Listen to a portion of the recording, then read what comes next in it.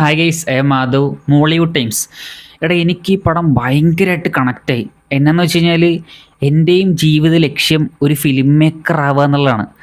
അപ്പോൾ ഇതിലെ നായകനും അതാണല്ലോ, അവൻ്റെയും ലക്ഷ്യം അതാണ്. എനിക്ക് ഭയങ്കരമായിട്ട് ഈ സിനിമ കണക്റ്റായി. ആൻഡ് എന്താ പറയുക,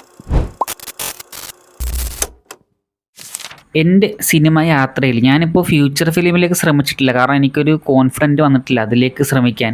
ഞാനിപ്പോൾ നിലവിൽ ഒരു എക്സ്പീരിയൻസ് ഗ്യാതറിങ്ങിന് വേണ്ടി ഷോർട്ട് ഫിലിംസ് ആൻഡ് ഈ വെബ് സീരീസൊക്കെ എന്നെക്കൊണ്ട് പറ്റാവുന്ന രീതി അങ്ങനെയൊക്കെ ചെയ്ത് ഞാൻ കുറച്ച് എക്സ്പീരിയൻസ്, അതായത് അങ്ങനെ അതിൻ്റെ ഒരു എന്താണ് പ്രോസസ്സിങ് എന്നൊക്കെ കുറച്ച് പഠിക്കുകയാണ് ഞാനിപ്പോൾ.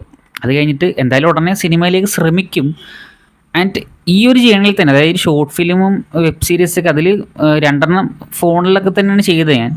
ആൻഡ് ഒരെണ്ണം ലാസ്റ്റ് റീസെൻ്റ്ലി ചെയ്താണ് ഞാൻ പ്രൊഫഷണലി ഒരു സാധനം വർക്ക് ചെയ്യുന്നത്. അപ്പോൾ ഈ ഒരു ചെറിയ യാത്രയിൽ തന്നെ എന്നെ തളർത്താനും മോഹവാഗ്ദാനങ്ങൾ തന്നെ പറ്റിച്ചിട്ടുള്ള കുറേ മനുഷ്യർ ഈ യാത്രയിൽ തന്നെ എനിക്കുണ്ട്. അതേപോലെ തന്നെ എൻ്റെ വിഷൻ അറിഞ്ഞ് എൻ്റെ ആഗ്രഹങ്ങൾക്ക് കൂടെ നിന്നിട്ടുള്ള ദൈവമായിട്ടുള്ള മനുഷ്യരും എൻ്റെ യാത്രയിലുണ്ട്. അപ്പോൾ എന്താ പറയുക, സ്ട്രഗിളുകൾ വരുമ്പോൾ ഞാൻ എപ്പോഴും ആലോചിക്കാറുണ്ട്, ഞാൻ ചെയ്യുന്ന ഈ ഷോർട്ട് ഫിലിംസിലും ഈ വെബ് സീരീസിലൊക്കെ എനിക്ക് സ്ട്രഗിൾ നേരിടേണ്ടി വന്നിട്ടുണ്ട്. അപ്പോഴൊക്കെ ഞാൻ ആലോചിച്ചിട്ടുണ്ട് ഇതിൻ്റെയൊക്കെ എക്സ്ട്രീം ആയിരിക്കും ഞാൻ സിനിമയിലേക്ക്, അതായത് ഒരു ഫ്യൂച്ചർ ഫിലിം ചെയ്യാൻ വേണ്ടി ഞാൻ ശ്രമിക്കുമ്പോൾ ഇതിൻ്റെ എക്സ്ട്രീം ആയിരിക്കും ചിലപ്പോൾ ഞാൻ നേരിടേണ്ടി വരിക എന്നുള്ളൊരു ബോധം എനിക്ക് എപ്പോഴും ഉണ്ടായിരുന്നു. ഈ സിനിമ കണ്ടപ്പോൾ ലിറ്ററലി ഞാൻ എൻ്റെ ഫ്യൂച്ചറാണോ കാണുന്നത് എന്ന് എനിക്ക് തോന്നി. കാരണം എനിക്ക് അങ്ങനെ ഫീൽ ചെയ്തു, എൻ്റെ ഭാവി അല്ലേ ഈ സിനിമ, അല്ലെങ്കിൽ എൻ്റെ ഭാവി ആയിരിക്കും ഈ സിനിമയിൽ ഉള്ളതുപോലെ ആയിരിക്കും ഞാനും ശ്രമിക്കുമ്പോൾ എനിക്ക് സംഭവിക്കുക. അതുകൊണ്ട് തന്നെ ഞാൻ ഈ സിനിമയുടെ ഓരോ സെക്കൻഡിലും ഭയങ്കര ക്യൂരിയസ് ആയിരുന്നു. എനിക്ക് ചില സ്ഥലത്തൊക്കെ ഒരു പേടി പോലെയൊക്കെ തോന്നി. ആൻഡ് പല സ്ഥലങ്ങളിലും കണ്ണ് നിറഞ്ഞു. എന്താ പറയുക, ഒരു വിദ്യാർത്ഥിയെ പോലെയും കൂടെയാണ് ഞാൻ ഈ സിനിമയിൽ കണ്ടത്. എനിക്ക് കുറേ കാര്യങ്ങൾ മനസ്സിലായി.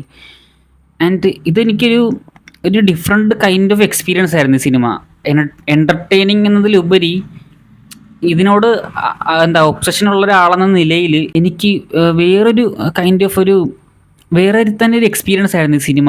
ആൻഡ് ഇനി നമ്മളിതൊക്കെ ഇതിൻ്റെ ടെക്നിക്കൽ സൈഡിലേക്ക് വന്നു കഴിഞ്ഞാൽ എന്താ പറയുക, ഇതിലുള്ള ടെക്നീഷ്യൻസിൻ്റെ പേരുകൾ തന്നെ എടുത്ത് നോക്കിയാൽ മതി ഈ പടത്തിൻ്റെ ക്വാളിറ്റി എന്താണെന്നുള്ളത്.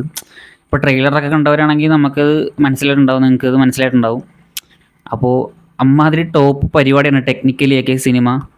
ആൻഡ് ഇതിൻ്റെ സ്ക്രീൻ പ്ലേയിലേക്ക് വന്നു കഴിഞ്ഞാൽ ഇതിലെ ക്യാരക്ടർ റൈറ്റിംഗൊക്കെ ഒരു രക്ഷയില്ല എന്ന് പറഞ്ഞാൽ ഭയങ്കര റിയൽ ആയിട്ടുള്ള ക്യാരക്ടേഴ്സ്, ഭയങ്കര ബാലൻസിങ് ഉള്ളൊരു റൈറ്റിങ്ങും ആൻഡ് അത് പെർഫോം ചെയ്തിരിക്കുന്നതും അല്ലെങ്കിൽ സ്ക്രീനിലേക്ക് കൊണ്ടുവന്നിരിക്കുന്ന ഓരോ ആളുകൾ, ഇതിൽ എക്സ്പീരിയൻസ് ആയിട്ടുള്ള ആളുകളുണ്ട്, അല്ലാത്തവരുണ്ട്. എന്താ പറയുക, ബോത്ത് ഓഫ് ആക്ടേഴ്സ് അതായത് ഭയങ്കര ബാലൻസിങ് ആയിട്ടുള്ളൊരു ക്യാരക്ടറാണ്. അപ്പോൾ അതേ ബാലൻസിൽ തന്നെ സ്ക്രീനിൽ എത്തിക്കണമല്ലോ എല്ലാവരും. പ്രകടനങ്ങൾ ഈ സിനിമയിൽ എന്താ പറയുക വലിയൊരു പോസിറ്റീവാണ്. ആൻഡ് ഇതിലെ ഹീറോ ആയിട്ടുള്ള നെസ്ലിൻ ബ്രദർ ഒരു രക്ഷയില്ല. ആളുടെ നമ്മളിതുവരെ കാണാത്ത കുറേ ഇമോഷൻസൊക്കെ എക്സ്പ്ലോർ ചെയ്യുന്ന ഒരു കഥാപാത്രമാണിത്. എന്താ പറയുക, വിനീത് മാധവൻ എന്ന് പറഞ്ഞാൽ ഭയങ്കരമായിട്ട് കണക്ട് ചെയ്യാൻ പറ്റിയൊരു ക്യാരക്ടറായിരുന്നു. ആൻഡ് വേറൊരു കാര്യം, ഈ വിനീത് മാധവൻ എന്ന് പറയുമ്പോൾ എൻ്റെ പേരുമായിട്ട് ഇതിൻ്റെ കണക്ഷൻ ഉണ്ട്. കാരണം അത് വിനീത് മാധവനാണെങ്കിൽ ഞാൻ വെറും മാധവനല്ല, മാധവ് കൃഷ്ണ എന്നാണ് ഫുൾ നെയിം. അപ്പോൾ ജസ്റ്റ് ഒന്ന് പറഞ്ഞതേ ഉള്ളൂ. അപ്പോൾ ഓക്കെ, ക്യാരക്ടറിലേക്ക് വന്നു കഴിഞ്ഞാൽ നെസ്ലിൻ അദ്ദേഹത്തിൻ്റെ അഭിനയം എന്താ പറയുക, ഞാൻ നേരത്തെ നമ്മൾ അദ്ദേഹത്തിൻ്റെ സിനിമകളിൽ കാണാത്ത കുറേ ഇമോഷൻസ് അദ്ദേഹത്തിന് ഇതിൽ കൈകാര്യം ചെയ്യേണ്ടതായിട്ടുണ്ടായിരുന്നു. അതൊക്കെ സ്ക്രീനിലേക്ക് നമുക്ക് കാണാൻ പറ്റും. അതായത് ഫ്രസ്ട്രേഷനും സങ്കടവും ദേഷ്യവും ചില ക്ലോസ് ഷോട്ടൊക്കെ ഉണ്ട്. അതായത് ക്യാമറയിലേക്ക് തന്നെ നോക്കി കണ്ണൊന്നും അടയാതെ ആളുടെ ഉള്ളിലുള്ളൊരു പാഷൻ വിഷൻ പറയുന്ന കുറേ ക്ലോസ് ഷോട്ടൊക്കെ ഉണ്ട്. അതിൽ ആളുടെ കണ്ണിൽ നമുക്ക് കാണാൻ പറ്റും ആ കഥാപാത്രം, അല്ലെങ്കിൽ ആ ഒരു പാഷനോടുള്ള ഒരു ഒബ്സഷനൊക്കെ. അങ്ങനത്തെ കുറേ ഒന്നിലേറെ ക്ലോസ് ഷോട്ടൊക്കെ ഉണ്ട്. അതിലൊക്കെ കൊടുത്തിരിക്കുന്ന പരിപാടി ഒരു രക്ഷയില്ലായിരുന്നു, ഞെട്ടിച്ച് കളഞ്ഞു ആ ഒരു ക്യാരക്ടറിനെ. അതുപോലെ വിനീത് മാധവൻ എന്ന് പറഞ്ഞ ക്യാരക്ടർ എന്താണോ ഡിമാൻഡ് ചെയ്യുന്നത് അങ്ങനെ ജീവിച്ചു, നമുക്ക് കാണാൻ പറ്റും ഓരോ സ്ഥലങ്ങളിലും. ഓക്കെ, ഇനി പറയാനുള്ളത് ഇതിൻ്റെ ഡയറക്ടറെ പറ്റിയാണ്, അഭിനവ് സുന്ദർ നായക്.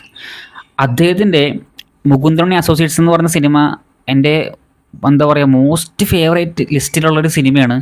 നമ്മുടെ മലയാളത്തിൽ ഡാർക്ക് ഹ്യൂമറൊക്കെ ഇത്രയും പെർഫെക്റ്റ് ആയിട്ട് ആൻഡ് എന്താ പറയുക കുറേ കാര്യങ്ങൾ ഭയങ്കര ഓപ്പണായിട്ട് ഭയങ്കര ഒരു ആറ്റിറ്റ്യൂഡുള്ള ഫിലിമാണ് ഈ മുകുന്ദൻ അസോസിയേറ്റ്സ് എന്ന് പറയുന്നത്. കണ്ടുകൊണ്ടിരുന്നപ്പോൾ ഇതെന്ത് ഇങ്ങനത്തെ ഒരു പടം. കാരണം നമുക്ക് ഭയങ്കര ഇൻ്റർനാഷണൽ അപ്പീലുള്ളൊരു സിനിമയാണ്. അതായത് ഏതൊരു വിദേശത്തുള്ള ഒരാൾ കണ്ടാൽ പോലും അവർക്ക് നമ്മൾ എൻജോയ് ചെയ്യുന്ന അതേ മീറ്ററിൽ തന്നെ എൻജോയ് ചെയ്യാൻ പറ്റുന്ന അങ്ങനത്തെ ഒരു എന്താ പറയുക, ഒരു മലയാളത്തിൽ നിന്നുണ്ടായിട്ടുള്ള, മലയാളത്തിൽ നിന്നല്ല എനിക്കൊന്ന് ഇന്ത്യൻ സിനിമയിൽ തന്നെ ഡാർക്ക് ഹ്യൂമർ ഏറ്റവും ഭംഗിയായിട്ട് കൈകാര്യം ചെയ്ത ലിസ്റ്റിലേക്ക് നമുക്ക് പെടുത്താൻ പറ്റുന്ന ഒരു സിനിമയാണ് മുകുന്ദനുണ്ണി അസോസിയേറ്റ്സ്. ആൻഡ് വല്ലാത്തൊരു എന്താ പറയുക, ഒരു one of A kind experience ആയിരുന്നു മുകുന്ദനുണ്ണി അസോസിയേറ്റ്സും. അപ്പോൾ എന്താ പറയുക, എനിക്ക് ആ സിനിമയെ പറ്റിയൊരു പ്രത്യേകം വീഡിയോ ഇടണമെന്നുണ്ട്. അതിനെപ്പറ്റി അപ്പോൾ നമുക്ക് ഡീറ്റെയിൽ ആയിട്ട് സംസാരിക്കാം. ഓക്കെ, അപ്പോൾ അദ്ദേഹത്തിൻ്റെ സെക്കൻഡ് ഫിലിം എന്ന് പറയുമ്പോൾ തന്നെ അത് തന്നെ ഒരു എന്താ പറയുക, ഹൈപ്പ് നമ്മുടെ മനസ്സിൽ ഉണ്ടാകുന്നൊരു ഘടകമാണ്. അതിൻ്റെ ഹൈപ്പ് റിയലാണെന്ന് തന്നെയാണ് എനിക്ക് തോന്നിയത്. ഞാൻ പറഞ്ഞല്ലോ ഭയങ്കരമായിട്ട് കണക്റ്റായി. മുകുന്ദനുണ്ണിയൊക്കെ പോലെ തന്നെ ഭയങ്കര ബോൾഡായിട്ടുള്ള കുറേ കാര്യങ്ങൾ ചർച്ച ചെയ്യുന്നൊരു സിനിമയാണ്. എന്താ പറയുക, നമുക്കറിയാത്ത, അതായത് എല്ലാ മേഖലയിലും എന്താ പറയുക, ഈ ചീറ്റിങ് അല്ലെങ്കിൽ ഡാർക്കായിട്ടുള്ള കുറേ ഏരിയാസൊക്കെ ഉണ്ടാവുമല്ലോ.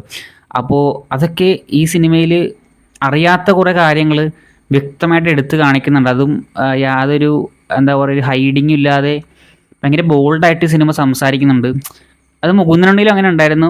ഇവിടെ സിനിമാ മേഖലയിലാണ് ഈ കഥ, അല്ലെങ്കിൽ ഈ കഥ ചുറ്റിപ്പറ്റിയിരിക്കുന്നത്. അപ്പോൾ അവിടെയുള്ള കുറച്ച് കാര്യങ്ങളും അല്ലെങ്കിൽ അവിടെയുള്ള ഈ ഡാർക്കായിട്ടുള്ള കുറച്ച് പരിപാടികളൊക്കെ അത് ഈ സിനിമയിലൂടെ ഭയങ്കര ഓപ്പണായിട്ട് തന്നെ സംസാരിക്കുന്നുണ്ട്. അപ്പോൾ അത് എന്താ പറയുക, ഇതിനെപ്പറ്റി അറിയാത്ത പ്രേക്ഷകർക്ക് അതൊരു പുതിയ അറിവാണ്. ഇപ്പം എന്നെപ്പോലുള്ളവർക്ക് അതൊരു അവയർനെസ് കൂടെയാണ്. അതാണ് ഞാൻ പറഞ്ഞത്, എനിക്ക് അതൊക്കെ കണ്ടപ്പോൾ ചെറിയൊരു പേടിയും, അല്ലെങ്കിൽ ഓക്കെ നമുക്കും ഇങ്ങനെയൊക്കെ ഉണ്ടാവുമോ എന്നുള്ളൊരു മനസ്സിന് നമുക്കൊരു, അതൊരു പേടി എന്ന് പറഞ്ഞാൽ മറ്റേ ഹൊറർ ഫിലിം കാണുന്ന പേടിയല്ല കേട്ടോ, ഇങ്ങനെയൊക്കെ ഉണ്ടാവും എന്നുള്ളൊരു ആശങ്ക എന്നുള്ള സംഭവം ഉണ്ടല്ലോ, അത് ആ അത്തരം കാര്യങ്ങളൊക്കെ എടുത്തു കാണിച്ചപ്പോൾ എനിക്ക് തോന്നിയിരുന്നു. അതായത് ഈ സിനിമ കൊണ്ട് എന്താണ് കാഴ്ചക്കാരിലേക്ക് എത്തിക്കാൻ ഉദ്ദേശിക്കുന്നത്, അത് ഞാനെന്ന കാഴ്ചക്കാരനിലേക്ക് എത്തിയിട്ടുണ്ട്. എനിക്കത് വർക്കായിട്ടുണ്ട്, എനിക്കത് മനസ്സിലായിട്ടുണ്ട്. ഞാൻ പറഞ്ഞില്ല, എനിക്ക് കുറേ കാര്യങ്ങൾ പഠിക്കാനും കൂടെ പറ്റി, കുറേ കാര്യങ്ങളെപ്പറ്റി അറിയാൻ പറ്റി ഈ സിനിമ കണ്ടപ്പോൾ. പിന്നെ ഇന്നലെ ഞാൻ ഇദ്ദേഹത്തിൻ്റെ ഇൻ്റർവ്യൂ ഉണ്ട്, അതായത് ഇതിലെ ഡയറക്ടറിൻ്റെ. അപ്പോൾ ആൾ പറയുന്നുണ്ട് സക്സസ്സിനെ എന്താ പറയുക ഡിഫൈൻ ചെയ്യുന്ന 3 സിനിമകൾ, അതായത് ട്രിലജി പോലെ. അതിലെ ഫസ്റ്റ് പാർട്ടായിട്ടാണ് മുകുന്ദനുണ്ണി ചെയ്തത്, സെക്കൻഡ് പാർട്ടാണ് മോളിവുഡ് ടൈംസ്, ഇനി തേർഡ് പാർട്ടായിട്ട് അല്ലെങ്കിൽ ട്രിലജി എൻഡ് ചെയ്യുന്നൊരു പാർട്ടും കൂടെ ഉണ്ടാവും അങ്ങനെ ഇങ്ങനെ പറഞ്ഞ ആൾ. അപ്പോൾ അതായിരിക്കും ആളുടെ 3ാമത്തെ സിനിമയെന്ന് തോന്നും. ഞാൻ അതും ക്യൂരിയോസിലാണ്, കാരണം മുകുന്ദനുണ്ണിയിൽ നോക്കുമ്പോൾ അതിൻ്റെ നേരെ ഓപ്പോസിറ്റ് ആയിട്ടുള്ള ഒരു ക്യാരക്ടറാണ് ഇതിൽ വിനീത് മാധവൻ എന്ന് നമുക്ക് വേണമെങ്കിൽ പറയാം. അപ്പോൾ ഇതിൽ ആ സക്സസിനെ ഡിഫൈൻ ചെയ്യും മുകുന്ദനുണ്ണിയെ പോലെ തന്നെ അത് നമുക്ക് അത് ഒരു യാഥാർത്ഥ്യമാണ്. ഇവിടെ നടക്കുന്നത് ഒരു യാഥാർത്ഥ്യമാണ്. ഇവിടെ സക്സസിനെ ഡിഫൈൻ ചെയ്യുന്നത് മറ്റു രീതിയിലാണ്. ആൻഡ് അത് എനിക്ക് ഭയങ്കര ഇഷ്ടമായി. എന്ന് പറഞ്ഞാൽ നമ്മൾ ഒരു കാര്യത്തിൽ ഹോണസ്റ്റായിട്ട് നിൽക്കുമ്പോൾ നമുക്ക് ക്രൈസിസുകൾ വന്നുകൊണ്ടേയിരിക്കും. ആൻഡ് ആ ക്രൈസിസുകളുടെ ഒരു 90% ഭാഗവും മറ്റുള്ള മനുഷ്യന്മാർ തന്നെ ഉണ്ടാക്കുന്നതായിരിക്കും. പക്ഷേ അതൊന്ന്. ആൻഡ് വേറൊരു കാര്യം, നമ്മളൊരു കാര്യം ചെയ്ത് പരാജയപ്പെടുമ്പോൾ, അല്ലെങ്കിൽ നമ്മളൊരു കോൺഫിഡൻസോടെ ഒരു കാര്യം ചെയ്ത് പരാജയപ്പെടുമ്പോൾ ചുറ്റുള്ളവർ നമ്മളെന്തായാലും കളിയാക്കും. പക്ഷേ അപ്പോഴാണോ സത്യം പറഞ്ഞൊരു വ്യക്തി യഥാർത്ഥത്തിൽ പരാജയപ്പെടുന്നത്? സത്യം പറഞ്ഞാൽ നമ്മൾ ആ കാര്യത്തിനോട് ഫിസിക്കലിയും മെൻ്റലിയും നമ്മുടെ ശ്രമങ്ങൾ നിർത്തുമ്പോഴല്ലേ ശരിക്കും നമ്മൾ പരാജയപ്പെടുന്നത്. അല്ലാതെ മറ്റൊരാൾ നമ്മളൊരു കാര്യം ചെയ്ത് തോറ്റുപോയി, മറ്റുള്ളവർ നമ്മളെ കുറ്റപ്പെടുത്തി കളിയാക്കി എന്ന് പറഞ്ഞാൽ നമ്മൾ പരാജയപ്പെടില്ല ഒരു വ്യക്തി എന്ന നിലയിൽ. മറിച്ച് നമ്മൾ എപ്പോഴാണ് ശ്രമം അവസാനിപ്പിക്കുന്നത് അപ്പോഴായിരിക്കും ശരിക്കും, അല്ലെങ്കിൽ ആ സമയത്താണ് നമ്മൾ ശരിക്കും പരാജയപ്പെടുന്നത്. ശ്രമിക്കും തോറും നമുക്ക് പോസിബിലിറ്റീസ് ഉണ്ട് അവിടെ ജയിക്കാനുള്ള. അത് എത്ര തവണ ജയിക്കാനുള്ള പോസിബിലിറ്റീസും ശ്രമിക്കും തോറും നമുക്കവിടെ ഉണ്ട്. ശ്രമിക്കാത്ത പക്ഷമാണ് ശരിക്കും നമ്മൾ എന്താ പറയുക തോറ്റു പോകുന്നത്. ഇതിൽ വിനീത് മാധവൻ അങ്ങനെയാണ്, ശ്രമിച്ചുകൊണ്ടിരിക്കുന്ന ആളാണ്. അയാൾ ഇനിയും ശ്രമിച്ചുകൊണ്ടേയിരിക്കും. അപ്പോൾ എനിക്ക് ഭയങ്കരമായിട്ടത് വർക്ക് എനിക്ക് തോന്നിയ കാര്യങ്ങളാണ്. പേഴ്സണലി എനിക്ക് ഈ സിനിമ കണ്ടപ്പോൾ തോന്നിയ ഒരു ഇന്നർ ലെയറാണ് ഈ സാധനമൊക്കെ. നിങ്ങൾക്ക് എങ്ങനെയാണെന്ന് അറിയത്തില്ല, തോന്നിയതൊന്നും അറിയത്തില്ല. അപ്പോൾ എനിക്കിങ്ങനെ തോന്നി. ഞാൻ ഇത്ര നേരം പറഞ്ഞ പോലെ എനിക്ക് ഈ സിനിമ ഒരു മികച്ച എക്സ്പീരിയൻസ് തന്നെ ആയിരുന്നു. ആൻഡ് ഞാൻ തുടക്കത്തിൽ പറഞ്ഞില്ലേ, ഇത് കണ്ടിരുന്നപ്പോൾ എനിക്ക് എൻ്റെ എന്നല്ല, എന്നെപ്പോലെ ഇതിലേക്ക് ശ്രമിക്കുന്ന ഓരോ ആളുകളുടെയും ഭാവിയിൽ നടക്കാൻ, അല്ലെങ്കിൽ അത് നമ്മുടെയൊക്കെ ഭാവി തന്നെ ആയിരിക്കും ചിലപ്പോൾ ഈ സിനിമ, അല്ലെങ്കിൽ സിനിമയിലെ ഇവൻറ്റ്സൊക്കെ ചിലപ്പോൾ നമ്മുടെ ഭാവിയിൽ നടന്നേക്കാം, നടക്കാതിരിക്കാം. എങ്കിലും ഈ സിനിമ കാണുന്ന ഓരോ സെക്കൻഡിലും അല്ലെങ്കിൽ ഓരോ സീൻ ബൈ സീനിലും നമുക്ക് അങ്ങനത്തെ ഒരു തോട്ട് ഉണ്ടാവും മനസ്സിൽ. നമുക്കും ഇങ്ങനെയൊക്കെ ഉണ്ടാവും ഇതിനു വേണ്ടി ശ്രമിക്കുമ്പോൾ.